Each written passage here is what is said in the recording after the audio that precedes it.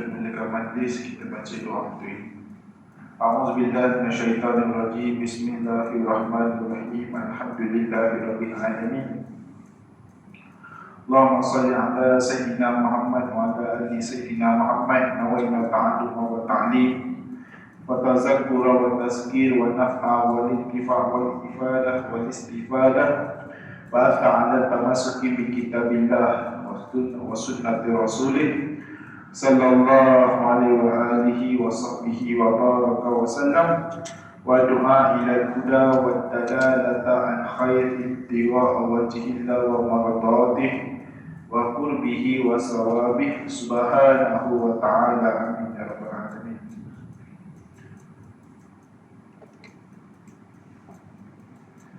Alhamdulillah rabbil alamin. Bihi nasta'inu ala umuri dunya wa din. Wassalatu wassalamu ala asyrafil anbiya'i wal mursalin wa ala alihi wa sahbihi ajma'in.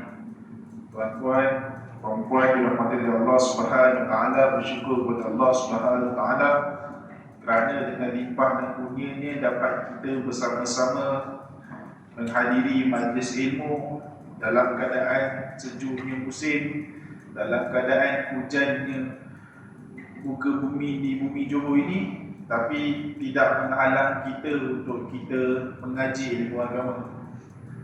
Jadi mengaji ilmu agama ni dia tak ada alasan. Sebab apa? Sebab zaman sekarang ni nak belajar ilmu agama senang. Dulu orang nak belajar ilmu agama kena terbang, kena naik sampai, kena naik van, naik lori.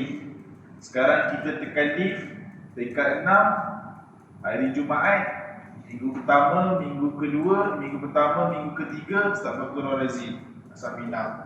Minggu kedua, minggu keempat saya Aqidatul Awam. Tingkat 6, pukul 7 lepas maghrib hari Jumaat. Dapatlah mengaji kitab fiqh, dapatlah juga mengaji kitab akidah dan kitab-kitab paduai. Orang dulu nak mengaji kena pergi naik bas, pergi naik motor. Lepas bekerja, tolong mak jual keripik, tolong ayah cucuk. Ni cak rumah orang ambil upah. Orang dulu guna duit berapa sen, pergi mengaji dengan terburu dulu. Sampai kan nak beli buku, sanggup tahan diri, nak beli Milo. Dulu orang tua dulu nak beli Milo susah. Tapi bila nak mengaji ilmu agama sanggup. Habiskan duit tak belikan Milo untuk anak, habiskan duit mengajikan Quran untuk anak. Jual keripik, jual cat ambil upah cat rumah orang, angkat barang orang dulu. Sebab apa? Nak hantar anak-anak, iaitu mak ayah kita, nenek moyang kita dulu nak mengaji. Jadi hari ini kita yang generasi zaman sekarang, walaupun kita ni tak hidup macam mak kita, macam ayah kita, macam nenek moyang kita pada hari ini, tapi Allah Ta'ala bagi kita syukur. Susahnya mereka pada dahulu nak besarkan kita dengan ilmu. Hari ini Allah Ta'ala mudahkan kita dengan nak dapat ilmu, tapi Allah susahkan kita dengan adanya cabaran-cabaran dunia zaman sekarang. Mereka cintakan dunia, nakkan duit, sibuk dengan dunia dan sebagainya. Jadi orang dulu dunia tak ada, dunia kurang, ilmu agama pun kurang, tapi mereka punya sabar, juhud, mereka nak juga ilmu agama. Akhirnya Allah Ta'ala bagi ilmu kat mereka. Walaupun sedikit ilmu mereka dapat, tapi terpahat sampai zaman sekarang. Mak kita dulu, nenek kita dulu bila pesan, Syarul, kau ingat ni Allah Ta'ala sebut Innallaha ma'as sabirin. Ulang itu je nenek kita, ulang tu je mak kita dulu. Jadi orang sabar. Ayat sikit je, tapi sampai besar mati kita punya amalan. Kita sekarang ni ilmu agama banyak, tapi kita pun tak tahu ilmu kita ni niat ikhlas kerana Allah ke, ataupun nak tunjuk pandai, ataupun nak debat dengan orang. Lepas tu orang dulu kita, atau nenek moyang kita, mak kita, ayah kita, walaupun ilmu mereka tak setinggi kita pun, tak dapat mengaji Aqidatul Awam macam kita pun, tapi sebab berkat mereka ikhlas nak didik kita, nak besarkan kita, akhirnya kita hari ini dapat hidup iman Islam dan iman pada hari ini. Tapi kita ni yang hari ini yang mengharapkan jasa mak ayah kita, Adakah kita ni susah payah macam mak ayah kita ni cari ilmu agama ni? Adakah kita susah payah nak cari agama untuk anak-anak kita? Sebab tu Al-Imam Subki sebut, Al-Imam Tajuddin Subki sebut dalam kitab Mu'i Dunia, dia kata saya kira ni bagi mak ayah ni, dia mesti kena cari guru untuk anaknya, guru-guru akidah, dan kena pastikan akidah anak dia tu akidah yang benar. Dan kalau boleh jangan ataupun hindarkan anak dia itu daripada berjumpa dengan guru akidah yang salah. Sebab tu hari ni kita jadi mak ayah, kita jadi nenek moyang kepada cucu-cucu kita akan datang, nak tak nak kita kena jadi alim. Sebab apa? Sebab Imam Subki tu sebut dalam kitab, dia sebut, saya sebut saya mafhum lah, tapi dalam teks dalam kitab beliau sebut dalam kitab Mu'i Dunia, mak ayah, orang yang penjaga ni, dia kena menjaga akidah anak-anak dia, akidah anak yang dia jaga, supaya akidah itu terjaga dan juga terpelihara daripada guru-guru yang salah akidah ni. Jadi kita nak cari guru yang benar. Selain kalau tak ada guru yang benar, biarlah kita jadi mak ayah, jadi nenek, jadi atuk yang ada ilmu akidah yang baik. Ini yang ambil pesan daripada ulama kita terdahulu, Imam Tajuddin Subki, antara ulama dalam mazhab Syafi'i. Lepas tu kita duduk dekat dalam majlis ilmu ni, niat tak lain tak bukan kita ni nak harapkan membina generasi. Membina generasi kita akan datang. Ada orang dia sibuk nak buka pondok, ada orang dia sibuk nak buka pusat pengajian, ada orang dia sibuk nak buka madrasah, tapi dia lupa yang sepatutnya nak dibina bukan di pondok, yang dibina bukan di madrasah tahfiz, yang bina bukan pusat pengajian, tapi yang sepatutnya tengok adalah generasi zaman sekarang. Walaupun tak buka pondok, walaupun tak buka pusat pengajian, walaupun kita ni tak buka madrasah tahfiz, tapi bila kita nampak anak muda ini, kita nampak budak-budak kecil hari ni, kita tegur je kalau mereka salah. Ada masa mereka nak dengar ilmu kita bagi tahu je ilmu apa yang kita ada, dan ilmu tu ilmu yang benar. Itu pun cukup untuk kita bina generasi. Tak perlu pun kita buka pondok, buka madrasah tahfiz dan sebagainya. Tak menafikan kebaikan, tapi yang kita fokus adalah membina generasi. Generasi yang berilmu dan generasi yang memang betul-betul pada hari yang akan datang, mereka lah yang membawa ilmu dan juga membawa ketenangan dalam hati. Sebab tu Allah Ta'ala sebut dalam ayat Quran, Allah Ta'ala berfirman, Yauma la yanfa'u malun wala banun illa man atallaha biqalbin salim. Hari itu hari kiamat, yakni hari yang mana tak bermanfaat harta dan juga anak-anak, melainkan seseorang itu dia datang kepada Allah dengan qalbin salim, dengan hati yang sejahtera. Tujuan kita nak datang kepada Allah, akhir kita adalah qalbin salim, hati yang sejahtera. Orang yang hati tak sejahtera, orang yang ilmu tak ada, hati tak tenang, jahil dan sebagainya, macam mana nak datang Allah Ta'ala dalam keadaan hati dia tak sejahtera, hati dia masih ada syak dalam tauhid kepada Allah Subhanahu Wa Ta'ala, hati dia masih tak yakin kepada Allah Subhanahu Wa Ta'ala. Sebab tu kita waktu mengaji kitab ni, kita nak dapat hati yang sejahtera, iaitu hati tenang ketika beribadah, dengan hati yang yakin ketika mana kita mentauhidkan kepada Allah Subhanahu Wa Ta'ala. So kita nak datang kepada Allah dengan hati yang sejahtera. Inilah yang Allah Ta'ala sebutkan dalam ayat Quran, Yauma la yanfa'u malun wala banun illa man atallaha biqalbin salim. Jadi kita pada hari ini alhamdulillah dengan iradah dan kudrah Allah Subhanahu Wa Ta'ala, kita sama-sama dapat juga mengaji ilmu akidah, ilmu yang menjadikan kita ini orang yang mentauhidkan kepada Allah Subhanahu Wa Ta'ala. Jadi pada hari ini kita hari minggu yang sebelum ini kita dah bahas secara ringkasnya tentang sifat-sifat ma'ani. Sifat-sifat ma'ani iaitu sifat yang mana berdiri pada zat Allah, tidak bercerai tanggal kepada zat Allah, yang mana sifat-sifat masing-masing sifat itu dia ada tugas kecuali sifat hayat yang kita dah bahaskan. Sifat kudrah itu Allah Ta'ala berkuasa dengan maksud Allah Ta'ala menciptakan, mengadakan makhluk ataupun meniadakan makhluk. Ketika mana Allah Ta'ala berkehendak, Allah Ta'ala nak kita ada, maka terjadinya kita kat muka bumi ni. Dan Allah tak berkehendak, contoh kita hari ini hidung mancung, boleh jadi hidung kita tak mancung, hidung kita petak dan sebagainya. Tapi kehendak Allah, Allah Ta'ala nak hidung kita mancung. Ada orang yang Allah Ta'ala tak nak hidung dia mancung, Allah Ta'ala nak hidung dia bertepitak. Jadi kerana kehendak Allah, maka terjadilah hidung dia bertepitak macam kita yang mancung ni. Jadi hari ini kita nak bahas kudrah dengan iradah Allah Subhanahu Wa Taala. Minggu lepas kita bahas cara ringkas. Hari ini kita nak bahas cara terperinci, kudrah dengan iradah. Sebab ada beberapa masalah yang kita nak bahas pada hari ini, yang mana benda ni penting supaya kita faham ada benda yang Allah Ta'ala perintah, tapi bukan semua benda yang Allah Ta'ala berkehendak. Nanti kita bahas pada ni. Baik, kata Allah Ta'ala, kata apa ni, dalam Al-Quran disebutkan, saya belum baca lagi.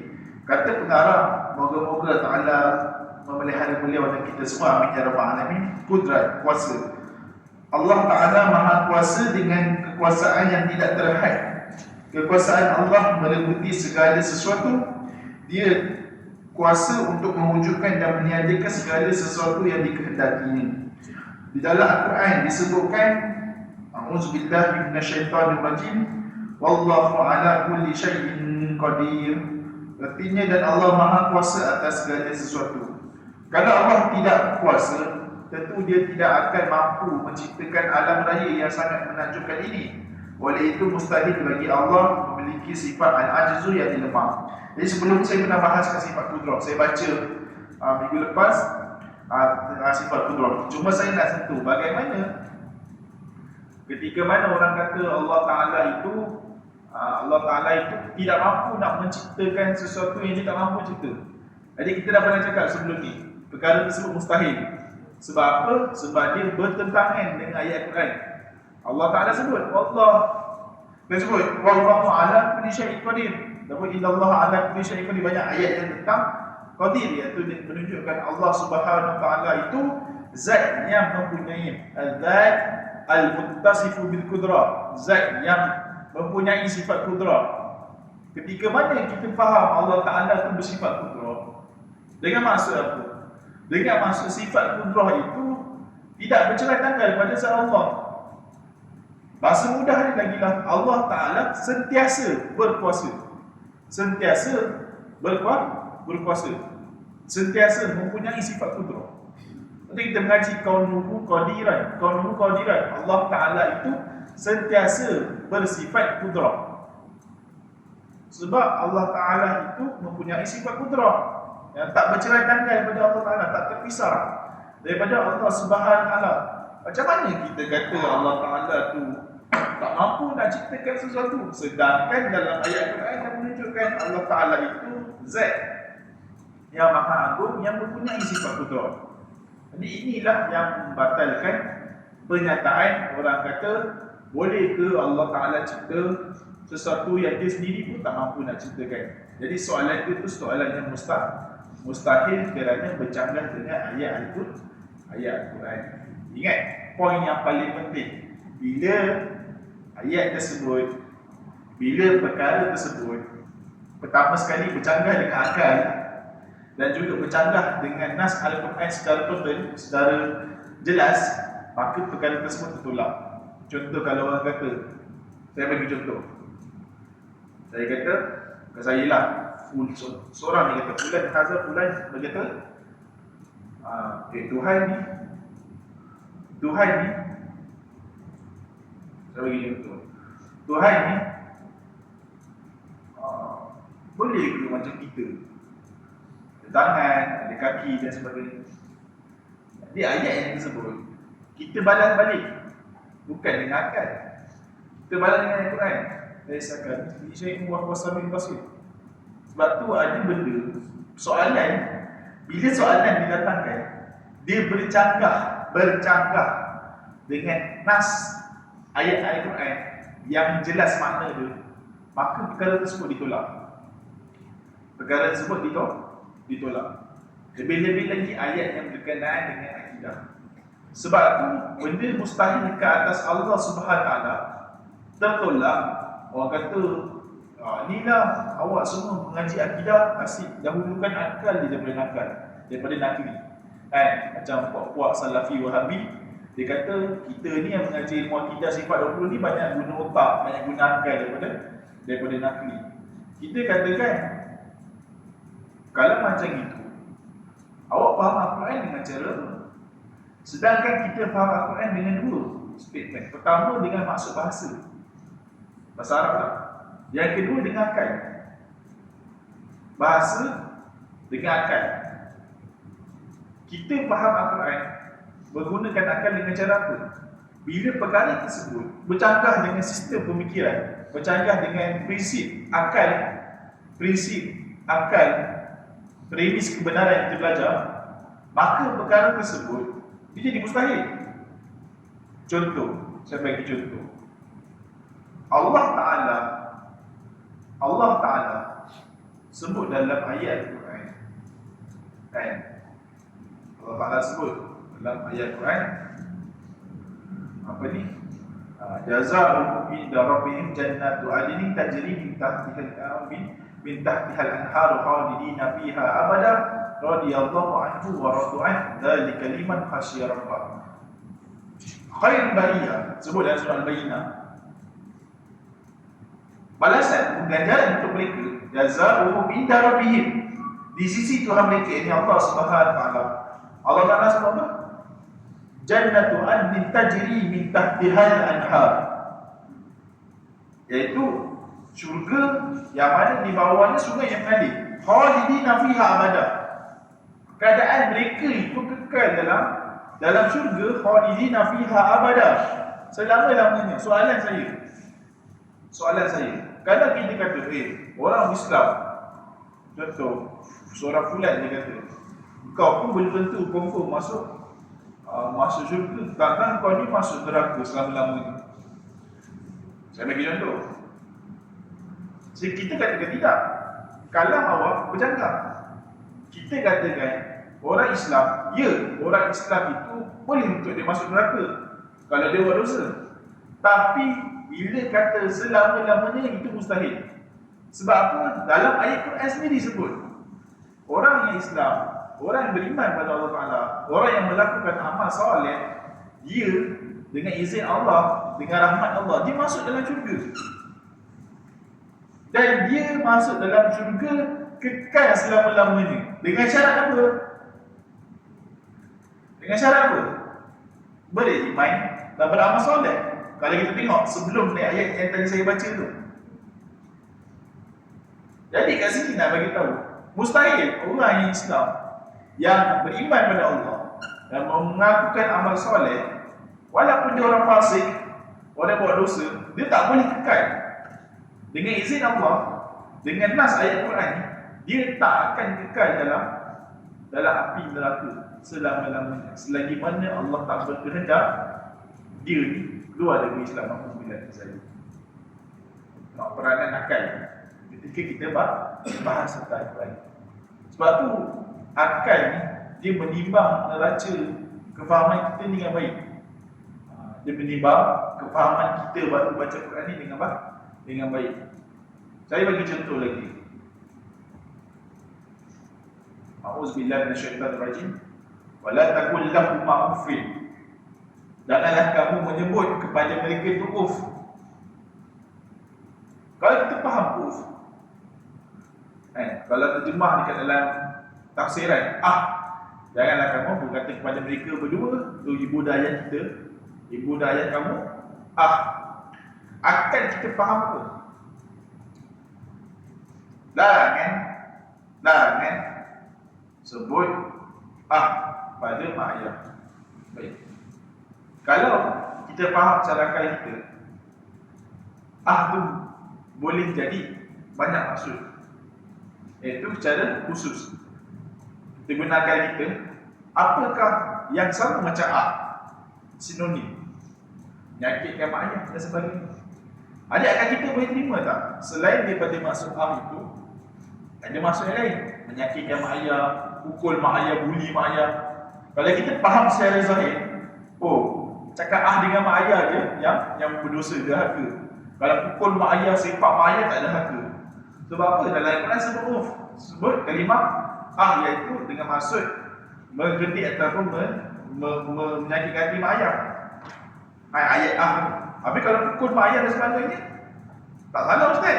Sebab jadi siapa yang mengajar kita untuk berfikir maksud lebih luas? Akal kita. Dengan cara apa? Kita memahami dengan cara bahasa Arab. Kalimah yang luas dengan neraca akal kita. Lepas tu bila kita belajar ilmu akidah, kita main dua perkara. Akal dan juga nakal, iaitu Al-Quran dan juga hadis. Jadi bila kita bahas, kita faham wallahu ala kulli syai'in qadir, maka terbuktilah bahawasanya Allah Ta'ala itu mustahil lemah. Sebab Allah Ta'ala zat yang mempunyai sifat qudrah. Baik, hari ini kita akan bahas tentang sifat iradah. Ada satu soalan yang kita akan jawab, iaitu adakah perintah Allah itu adalah kehendak Allah? Boleh ke perintah Allah itu berbeza dengan kehendak Allah? Allah Ta'ala perintah untuk kita solat. Adakah mesti Allah Ta'ala nak kita solat? Allah Ta'ala tak perintahkan kita dalam Quran. Allah Ta'ala larang kita untuk tinggalkan solat. Adakah mesti Allah Ta'ala itu berkehendak untuk kita ni tinggalkan solat? Soalan ni yang kita nak bahas hari ini. Inilah yang membezakan kita dengan Mu'tazilah. Ini dalam perbahasan al-amru wal iradah. Perintah dan juga kehendak. Ini hari ini kita nak bahas. Nanti saya lukis. Iradah berkehendak. Allah Subhanahu wa taala Maha berkehendak dan tidak seorang pun yang mampu menahan kehendak Allah, dan segala yang terjadi di dunia berjalan sesuai dengan kehendak Allah. Di dalam Al-Quran disebutkan a'udzubillahi minasyaitanir rajim. Qul faman yamliku lakum minallahi syai'an in arada bikum dawran aw arada bikum naf'an bal kana Allahu bima ta'maluna khabira. Katakanlah, hai Muhammad, jika demikian sebab ketinggalan kamu, maka adakah sesiapa yang berkuasa mempertahankan kamu daripada terkena atau menerima sesuatu ketetapan dari Allah, jika dia tetapkan kamu ditimpa bahaya atau beroleh manfaat? Tidak ada siapa pun, dan apa yang kamu katakan itu bukanlah menjadi sebab, maka Allah adalah yang maha mendalam pengetahuannya tentang sebab ketinggalan yang kamu lakukan itu, dan dia akan membalasnya. Di dalam ayat yang lain disebutkan a'udzubillahi minasyaitanir rajim, innama amruhu idza arada syai'an an yaqula lahu kun fayakun. Sesungguhnya keadaan kekuasaannya apabila dia menghendaki adanya sesuatu, hadilah dia berfirman kepada hakikat benda itu, jadilah engkau, maka ia terus jadi. Cuma dia ayat surah dari sini, ulama kata bila Allah Ta'ala sebut kun fayakun, bukan kita cakap Allah Ta'ala itu bila nak jadikan mesti cakap kun fayakun, tidak. Ini ajalah kita panggil satu dalalah, iaitu satu kefahaman, satu petunjuk yang nak mengatakan bahawasanya Allah Ta'ala bila berkehendak maka jadilah perkara tersebut. Tapi bukan dengan maksud bila Allah nak jadikan sesuatu tu mesti Allah Ta'ala sebut kun fayakun, tidak. Lepas tu ulama sebut benda ni kun fayakun tu dengan maksud apa? Dengan maksud ketika mana kita faham kaf dengan nun, maka kat situ tak ada perantaraan daripada Allah Ta'ala. Ini bermaksud bahawasanya Allah Ta'ala jika berkehendak, tak ada satu pun perantaraan yang menjadi kehendak Allah Ta'ala tu bersambung dengan apa yang dikehendaki. Contoh, kita nak beli aiskrim. Apa yang buatkan kita ada kehendak untuk beli aiskrim? Keinginan kita, cenderung hati kita. Tapi Allah Ta'ala tak ada begitu. Allah Ta'ala bila berkehendak, tak ada sesuatu pun yang menjadikan dia cenderung ke minat ke apa, tidak. Dia bukan macam manusia yang ada cenderung hati dan sebagainya. Allah Ta'ala bila kehendak, mutlak. Kehendak Allah Ta'ala tu mutlak, tak macam manusia. Tak macam manusia. Benda tu kita faham. Allah Ta'ala bila berkehendak, kehendak Allah Ta'ala tu mutlak. Bukan macam manusia yang ada sebab. Yang ada sesuatu yang menjadikan Allah Ta'ala nak ataupun tak nak. Tak ada. Itu adalah sifat manusia. Sebab tu kehendak manusia terbatas. Ada sebab baru minat. Nampak perempuan cantik, minat lah sebab cantik. Habis hilang cantik, tak minat, tak nak. Ada duit, nak beli kereta. Sebab apa ada duit? Tak ada duit, buat-buat je lah kan. Tak nak beli kereta, walaupun nak beli kereta. Tapi sebab itu terbatas, maka kehendak yang kita nak tu terbatas. Tuhan tak. Allah Ta'ala tak macam ni, tak macam ni. Sebab tu kehendak Allah ni mutlak. Tak ada sesuatu pun yang menghalang. Cumanya kita kena faham kehendak Allah itu berdasarkan ilmunya, berdasarkan pengetahuan dia. Jadi kita nak kata bahawasanya sejak azali lagi pengetahuan Allah dah tahu kita ni dijadikan macam mana. Sebab apa? Kehendak Allah itu tidak bertentangan dengan ilmunya. So bahasa mudahnya, Allah Ta'ala bila berkehendak kita nak mengaji ilmu akidah pada waktu ini, maka inilah yang ada pada pengetahuan Allah sejak azali. Sejak azali dengan maksud apa? Sejak azali dengan maksud qadim, yang tak ada permulaan dan tak ada perakhiran bagi Allah Ta'ala. Sejak azali, sejak kita ada kat muka bumi ni, sejak adanya makhluk, sebelum adanya makhluk, Allah Ta'ala tidak terikat dengan waktu dan zaman. Waktu itu jugalah, ketika itu jugalah Allah Ta'ala punya ilmu yang tak terikat dengan zaman, yang tak terikat dengan makhluk. Allah Ta'ala tahu bagaimana nak cipta kita. Itu ilmu Allah Ta'ala ni qadim, dengan maksud tidak ada permulaan bagi Allah Subhanahu Wa Ta'ala. Yang ada, tidak ada permulaan bagi Allah Subhanahu Wa Ta'ala. Sebab kalau kita kata Allah Ta'ala baru ada ilmu, kita dah cakap ilmu Allah Ta'ala ni macam manusia. Baru ada ilmu tersebut, baru nak jadi, baru nak tahu dan sebagainya. Ataupun Allah Ta'ala boleh nak tahu benda tu tak? Tak ada. Pengetahuan Allah sejak azali. Bila kata sejak azali, azali itu dengan maksud apa? Tak ada awal baginya. Benda tu kita faham. Tak ada awal baginya. Sejak azali, dalam kurungan tidak ada awal baginya. So ilmu Allah Ta'ala ni qadim, tidak ada awal, tak ada permulaan baginya. Macam mana kita nak faham benda tu? Itu tahap tu je ulama kata. Sebab apa? Sebab kalau ada permulaan, ini membuktikan bahawasanya apa beza Allah Ta'ala dengan makhluk. Yang kita pun ada permulaan. Hari ini kita tahu. Sebab apa? Sebab sebelum ni kita tak tahu. Tapi ilmu Allah bukan macam itu. Jadi saya mudahkan. Saya bukan kata kita ni gerak kerja kita ni macam Allah Ta'ala, bukan. Tapi saya nak bagi faham. Ulama bila mana dia nak fahamkan kita tentang sifat Allah Ta'ala, ada kaedah dipanggil qiyas syahid ala ghaib. Dengan maksud kita tak samakan Allah dengan makhluk, tapi nak bagi faham macam mana sifat Allah Ta'ala itu dia qiyas dengan makhluk. Cumanya ulama' dia bahas, boleh ke tak boleh guna hujah ni. Ada ulama' kata tak boleh, sebab takut-takut orang yang tak faham dia ingat Allah ni macam makhluk. Ada ulama' kata boleh. Sebab apa? Sebab orang manusia ni, macam kita ni, faham satu benda bila mana dia qiyas dengan benda yang dia nampak. Benda yang dia nampak. Contoh, bila kita cerita pasal ilmu Allah Ta'ala, macam mana kita nak faham tentang ilmu Allah Ta'ala? Betul? Sebab kita tak tahu ilmu Allah Ta'ala tu macam mana. Yang maksud ilmu Allah Ta'ala tu tidak terbatas.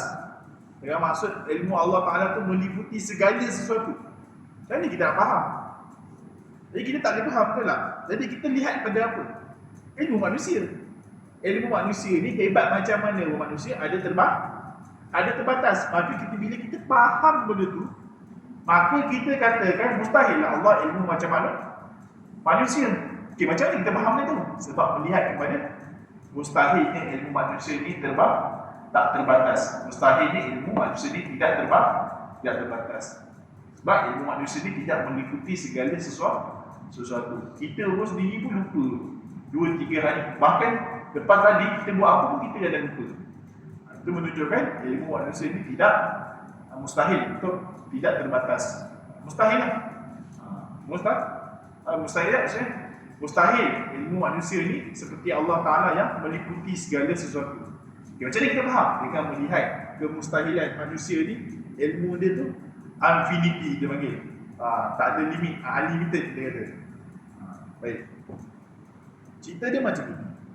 Sekarang ni saya buka dulu.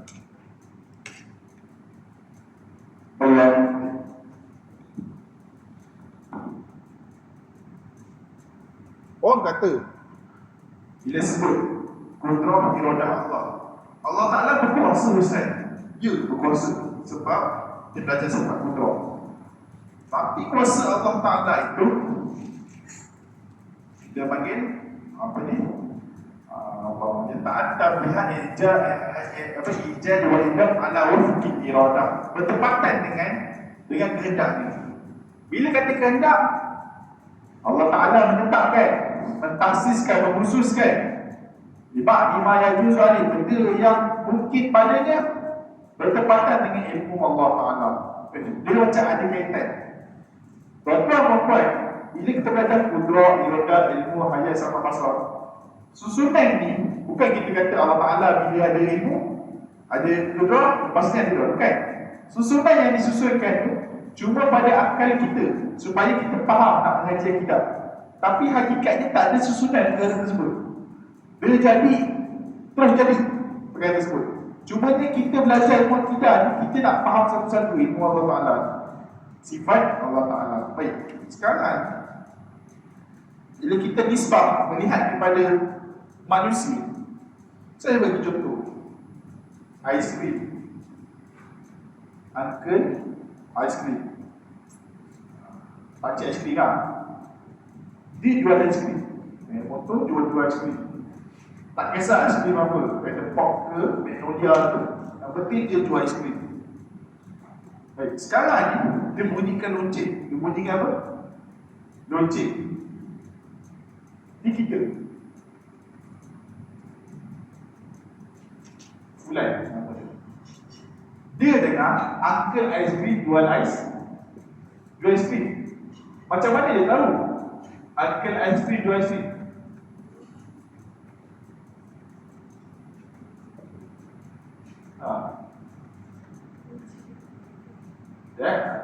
Saya boleh. Ada uncle jual aiskrim. Macam mana dia tahu? Tahu sebab apa? Bunyi lonceng. Sekarang ni apa dia nak buat?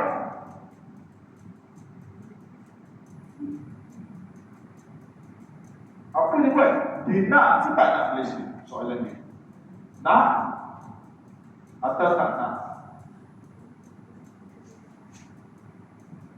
Lagian tu ada duit, tak ada duit.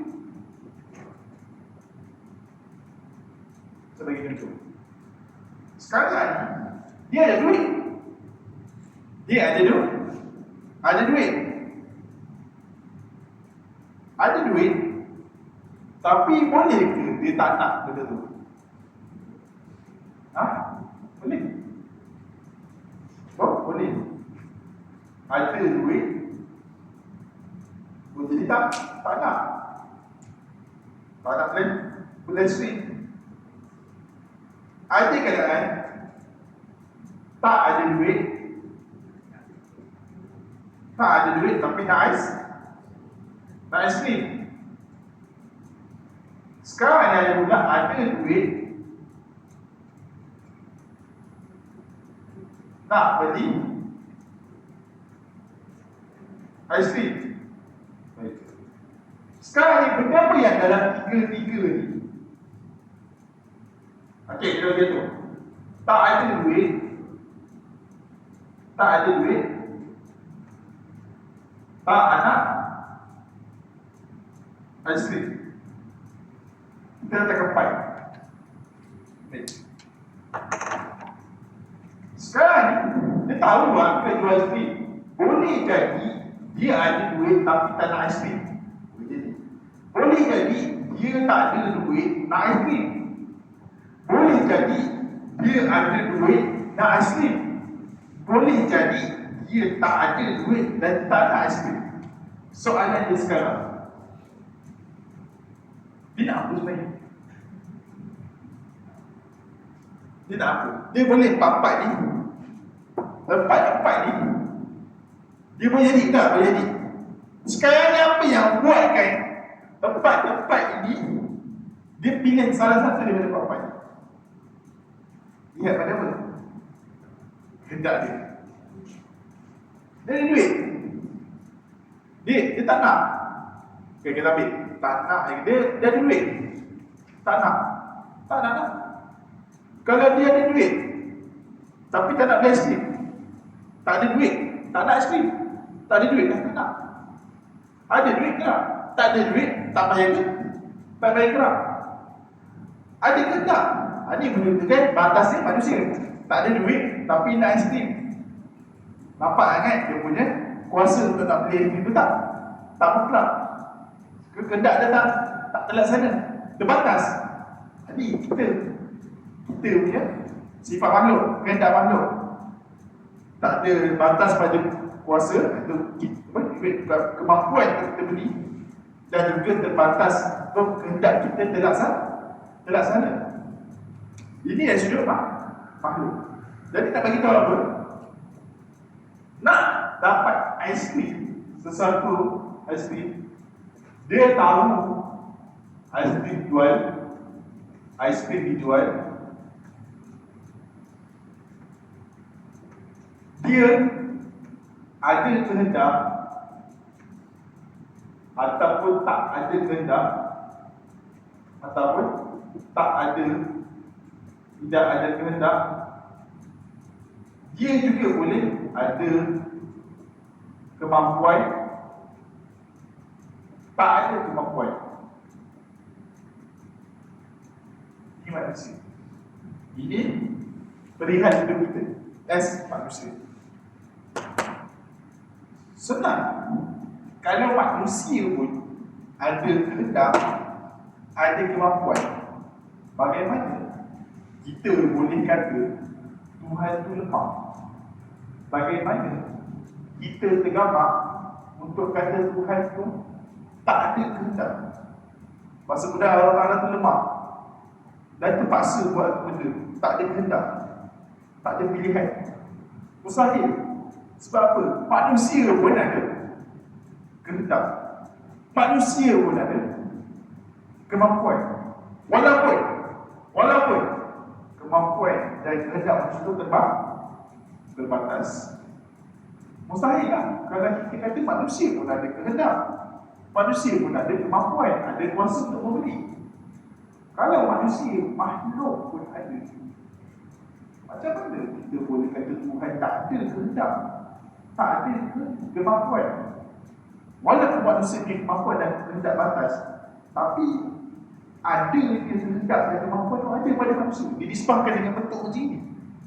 Mustahil kalau kita kata Tuhan itu berkehendak, tak ada kehendak, tak ada sifat iradah, dan juga tak ada sifat kudrah, bahkan tak ada sifat mustahil. Sebab kita manusia pun Allah Ta'ala bagi sedikit ilmu, sedikit pengetahuan, sedikit daripada pengetahuan Allah Ta'ala bagi kita. Allah Ta'ala bagi kita pilihan untuk melakukan perkara tersebut. Ikhtiar cari duit, ikhtiar nak kahwin dan sebagainya. Allah Ta'ala bagi kita pilihan. Padahal dalam keadaan tersebut Allah Ta'ala dah merancang pada kita segala sesuatu. Sebab itu kita mesti beriman dengan apa? Sebab apa? Sebab kudrah dengan iradah Allah, itulah yang mengikat kita as makhluk. Kita beriman pada qada dan pada Allah, melihat melihat kepada sifat kudrah dengan iradah Allah Subhanahu wa taala. Ketika mana Allah Taala sedap kita macam ini sejak azali, maka ketika waktu tersebut Allah Taala jadikan kita dengan apa yang dia kehendak sejak azali, sejak ada kita dekat bumi ini, bahkan sejak adanya makhluk dekat bumi. Baik, kita berhenti kejap untuk azan. Baik. Sekarang ni kata Zara suka menjudi. Zara rajin solat. Mutu tak solat. Mutu tak solat. Dan juga mutu tak mencuri. Mutu tak mencuri. Baik. Sekarang ni kita tengok perintah dan kehendak. Ni benda ni kita fahamkan dulu. Baik. Tengok. Apa yang masalah? Ada benda, sesuatu yang Allah Ta'ala kehendak, perintah, tapi bila betul Allah Ta'ala nak benda tu jadi. Contoh, kita kata kat sini, Zara suka mencuri. Zara suka mencuri. Sekali mencuri, perintah ke tidak? Perintah ke tidak? Bukan, dia bukan perintah. Bila bukan perintah, tapi boleh jadi benda tu Allah kehendak untuk benda tu jadi. Zara suka mencuri. Walaupun ini bukan perintah, ia adalah larangan. Bukan perintah, tapi Allah nak Zahra ni suka mencuri. Suka mencuri. Dapat? Zahra rajin solat. Solat perintah, dia perintah.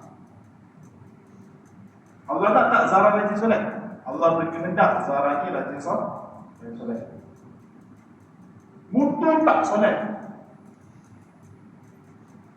Solat perintah lah. Perintah. Tapi Allah Ta'ala tak nak mutu ni solat.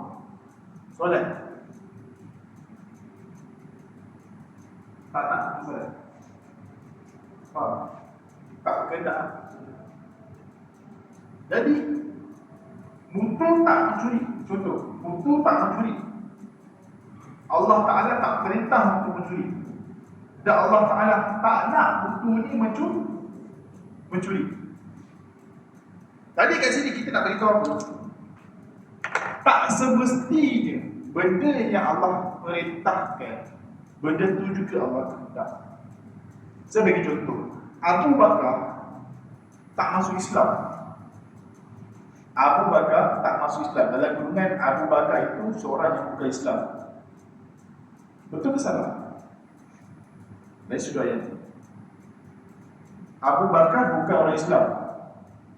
Dia kurungan mana? Dalam kurungan mana kalau kita statement? Bawah sekali, Allah Ta'ala tak nak Sayyidina Abu Bakar itu seorang yang kafir. Dan perbuatan mengkufurkan Allah itu bukan sesuatu yang diperintahkan oleh Allah. Sebab tu Sayyidina Abu Bakar tidak menjadi seorang yang kufur. Sebab apa? Sebab apa? Pertama, kufur itu bukan perintah. Menjadi orang yang kafir itu bukan perintah. Bahkan Allah Ta'ala Sayyidina Abu Bakar menjadi seorang yang kufur. Sayyidina Abu Bakar orang Islam, betul ke tak betul? Kategori mana? Betul? Betul. Betul pada sudut mana? Daripada ni, atas sekali. Bahagian tengah yang kedua, Allah Ta'ala perintah untuk masuk Islam. Dan Allah Ta'ala nak Sayyidina Abu Bakar itu masuk Islam. Abu Jahal seorang Islam. Abu Jahal seorang Islam. Dari sudut mana ni? Dari sudut Islam itu perintah masuk Islam. Tapi Allah Ta'ala tak berkehendak Abu Jahal itu masuk Islam. Walaupun masuk Islam itu perintah. Abu Jahal kafir, tak perintah, Dan juga Allah Ta'ala tak nak pun si Abu Jahal tu masuk dalam Islam.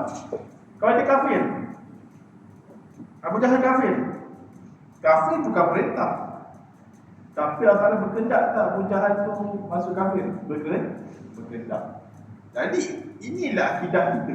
Tak semua benda Allah Ta'ala perintah, benda tu juga Allah Ta'ala berkehendak untuk perkara tersebut terjadi.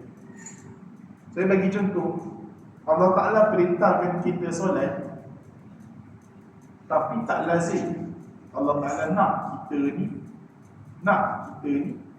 berkehendak untuk kita ni solat. Bila kata Allah Ta'ala perintahkan kita solat, dua je kita punya perbuatan, solat ataupun tak solat. Kita tak solat dengan maksud Allah Ta'ala tak nak kita solat. Allah Ta'ala nak kita tu tak solat.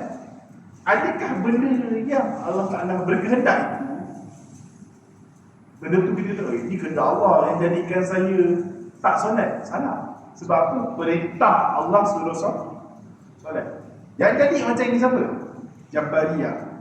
Jabariyah kata apa? Dia memang semata-mata kepada Allah. Saya curi ni, saya mencuri. Betul. Tuan tangkap saya.